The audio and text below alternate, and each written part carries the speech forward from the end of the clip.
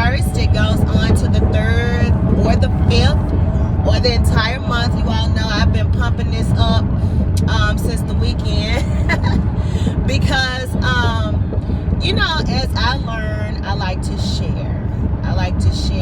And as I learn more things, you know, we are always learners.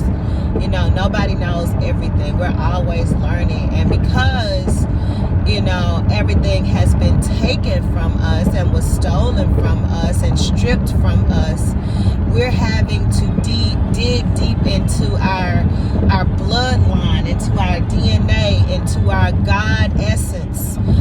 We're having to connect to source and connect to our higher selves and our higher council of light and receive the information of who we are and why we are and why certain things on this earth plane has occurred, because and it's still occurring, and why these various holidays exist, you know, and what they actually mean and what they're really connected to. You know, when I first went through my awakening and first coming into an understanding of self, you know, I was trying to understand everything. Of course, you know, I felt like I've told you all the story about the guy that, you know, woke me up and was breaking everything down. And then I kind of was like, well, where do I go from here? Well, what do I need to do? Well, you know, I started reading the Bible, listening to the Bible on Audible, not even understanding what it meant, you know, and trying to see if I could figure it out. I was asking for, you know, my Kundalini to rise up. I'm just, you know, wanting everything to happen like this. And it doesn't. And I want you all to be patient in the process, because it shouldn't, right? We don't want, and I have a friend who her Kundalini energy rose too fast when she was younger, and it sent her into a mental institution. So you don't want your Kundalini energy to rise up fast. You don't want to go in on psychedelics, a deep dive, and then you come out and you talking about stuff don't nobody have any clue what you talking about. Or maybe you don't even have a clue of what you're talking about. Because remember, we still have to live in this 3-dimensional reality. So we can't be so far-fetched and so far gone that we're not connecting to where we are, because we're still physical beings, right? Even though we're spiritual and we are soul essence, we're still housed in a physical manifestation that our subconscious mind has created. And if that is so why do we separate all parts of it? Or why do we have an imbalance of it? All right, it shouldn't be an overly imbalance of the materialistic realm. It shouldn't be an over imbalance of the spiritual realm, right? Or the soul essence. You know, it's all collective. You have to figure out how to balance all parts of us. It's alchemy at its greatest and its finest, y'all. It's straight up alchemy.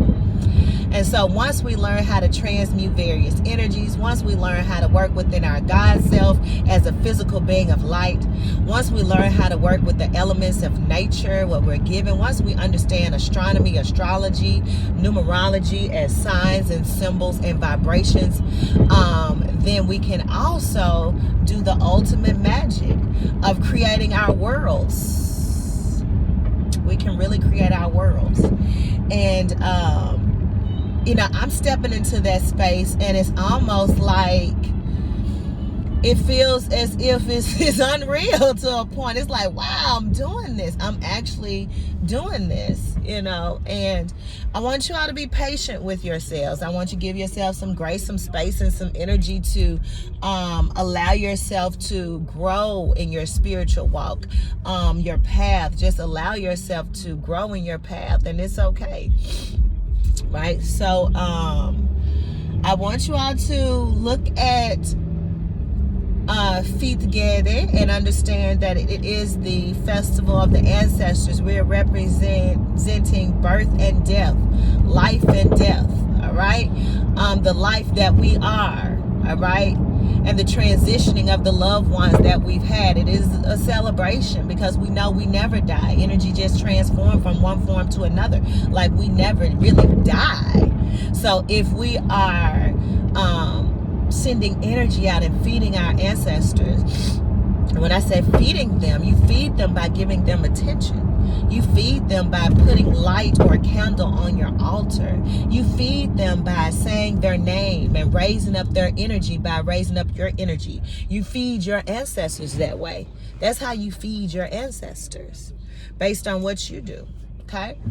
And you know, some people, and I've been in covens before and practices where we had ceremonies, and we would, the night before, we would cook our ancestors that we wanted to represent their favorite meal and set it on our altar.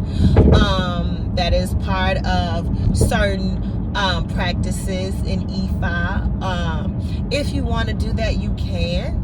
Whatever you led to do, there's no right or wrong. I don't want you all to feel like, what should I do? I need a complete booklet, or I need someone who's been doing this. Go within yourself, because we're in the energy now, everybody, that all you have to do is ask, and it shall be given unto you.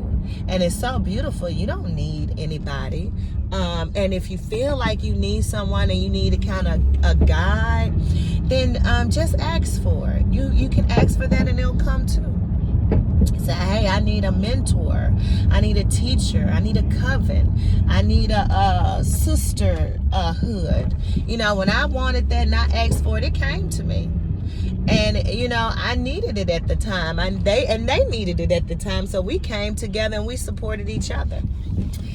So whatever you need at this time, you can truly and surely ask for it. So celebrate your ancestors. Give them light. Give them energy. And I'm going to leave you in peace and always high frequency.